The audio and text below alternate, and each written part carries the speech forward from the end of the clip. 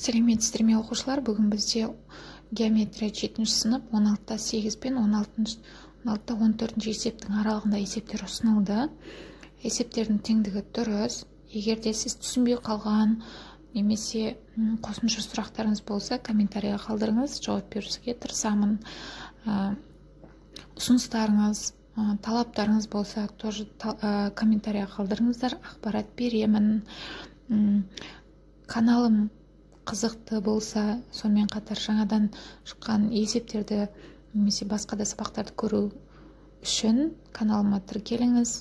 Видеолар ұнаса лайк басыңыз, ақпарат ұнаса достарыңызбен бөлісіңіз.